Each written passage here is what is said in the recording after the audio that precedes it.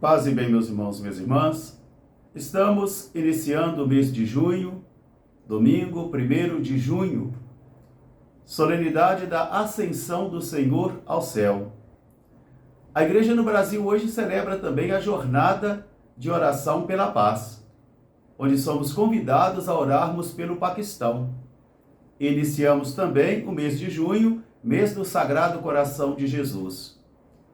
O nosso evangelho de hoje é retirado do livro de Lucas, capítulo 24, versículos de 46 a 53. Naquele tempo, Jesus ressuscitado se manifestou novamente aos seus discípulos e disse: Estava escrito que o Filho do Homem devia sofrer, morrer e ressuscitar dos mortos ao terceiro dia, e que no seu nome seriam anunciados a conversão e o perdão dos pecados. E vós sereis testemunhas de tudo isto, começando por Jerusalém. Eu enviarei sobre vós o prometido de meu Pai. Por isso eu vos exorto a não se apartarem de Jerusalém, até que tenham recebido a força do alto. Depois Jesus tomou seus discípulos, saiu da cidade, e perto já de Betânia, ele os exortava e abençoava.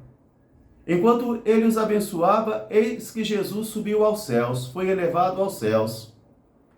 Os discípulos regressaram para Jerusalém com muita alegria, e todos os dias eles não saíam do templo, louvando e agradecendo ao Pai. Palavra da salvação. Meus irmãos, minhas irmãs, estamos iniciando o mês do Sagrado Coração de Jesus, o mês de junho. E nesse domingo de hoje, domingo da solenidade da Ascensão do Senhor, nós celebramos a glorificação do crucificado, daquele mesmo que fora crucificado, que morreu, que padeceu, que sofreu, é o mesmo que hoje sobe aos céus. E assim se cumpre a justiça de Deus. Porque a morte de Jesus veio para denunciar o pecado, veio também para proclamar a justiça e a condenação do mal. Por isso, a primeira leitura de hoje, retirada do livro dos Atos dos Apóstolos, nós encontramos um complemento do Evangelho, onde após subir aos céus, os discípulos ficaram maravilhados, contemplando os céus, o Senhor que subia para a sua glória, e duas pessoas de branco se manifestam a eles e diziam: o que é que vocês estão olhando aí para o céu? Este mesmo Jesus que subiu, voltará. Ide então agora trabalhar, ide servir, ide testemunhar. Porque no Evangelho de Lucas de hoje, no capítulo 24, quando Jesus ressuscitado se manifesta de novo aos seus discípulos, ele vai dizer isto: está escrito, o Filho do Homem deve sofrer, morrer, ressuscitar ao terceiro dia, e no seu nome serão anunciados, preste bem atenção, a conversão e o perdão dos pecados. Converter-se significa mudar de vida, mudar o rumo de vida. Se o lado direito te faz pecar, converter-se então significa voltar o seu olhar para o lado esquerdo. Significa mudar as posições, mudar a mentalidade, mudar o coração. Por isso que a conversão não é somente mudar uma cor de cabelo, ou tirar a barba, colocar a barba, ou mudar a veste, não. É uma mudança de vida. E para mudar de vida, às vezes é preciso morrer. E não há anestesia. Não há anestesia. A conversão é sempre um processo doloroso, onde todo o mundo da pessoa, toda a vida que a pessoa estava levando, seus valores, são realmente destruídos nesse momento para que possa nascer uma vida nova. E esta é a exigência do ressuscitado. No meu nome, na força do nome de Jesus, serão anunciados a conversão e o perdão dos pecados para aqueles que se convertem. Porque em uma confissão, mais importante que o pecado é o arrependimento e também a mudança de vida. E Jesus vai dizer: e vocês serão minhas testemunhas.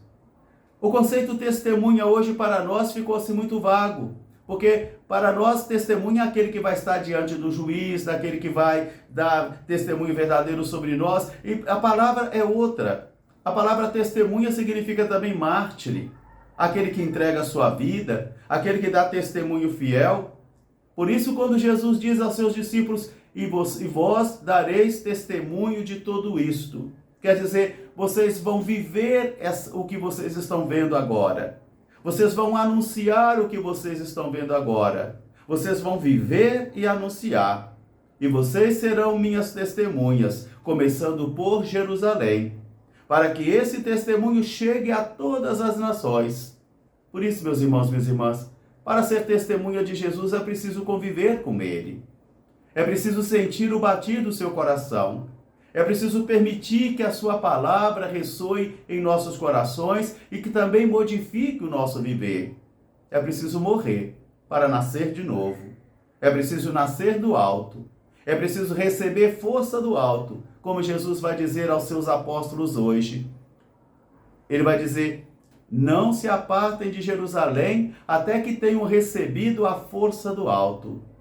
Sem essa força do alto, sem este espírito do alto, nenhum trabalho de evangelização será frutífero. Nenhum trabalho dará sucesso. Porque a missão é do Espírito.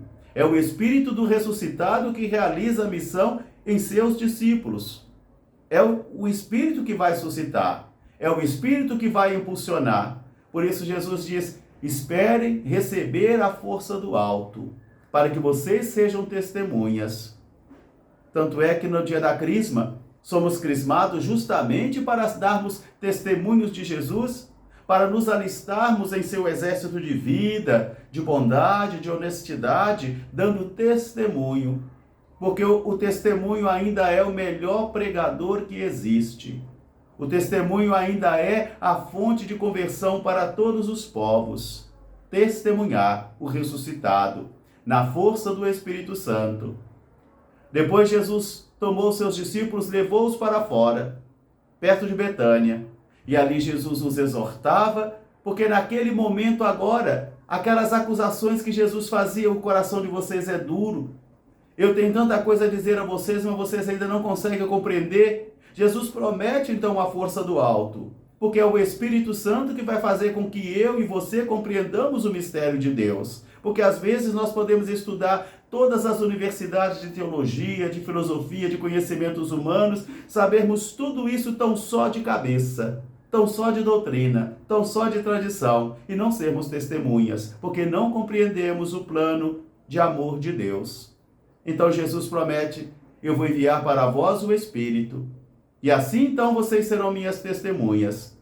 Depois Jesus subiu aos céus. Os discípulos voltaram cheios de alegria para Jerusalém e não saíam do templo louvando a Deus. A segunda leitura completa, onde o apóstolo vai suplicar ao Pai de toda a glória, de toda a bondade, que Ele derrame sobre vós um Espírito, para que vós possais compreender verdadeiramente. Aqui está, compreender verdadeiramente, que Ele vos dê sabedoria do alto, que Ele abra, se manifeste para vós, que Ele desvele para vós o mistério do Pai, do Filho e do Espírito Santo, que Ele desvele para vós a glória do seu Cristo, o mistério do seu Cristo. E isso é condição sem a qual eu não conseguirei evangelizar, e nem tampouco você. É receber este Espírito de sabedoria que nos faça compreender verdadeiramente o amor de Deus, o mistério do seu Cristo, a sabedoria do alto, a loucura de uma sabedoria que fere os inteligentes, que humilha os arrogantes e que alegra e que congrega os humildes. Por isso, meus irmãos, minhas irmãs, hoje estamos celebrando mais um mistério do terço glorioso, a ressurreição do Senhor, a ascensão do Senhor, e no próximo domingo estaremos celebrando Pentecostes. Assim, estaremos encerrando todo esse tempo iniciado na quarta-feira de cinzas e que vai agora terminar na festa de Pentecostes, onde eu e você teremos que sair daí também e dizermos: nós vimos o Senhor, nós compreendemos o mistério do Senhor, e assim podemos testemunhar verdadeiramente. Um grande fraterno abraço para todos, paz e bem, até amanhã se Deus quiser. Sagrado coração de Jesus, fazei o nosso coração semelhante ao vosso. Amém. Paz e bem.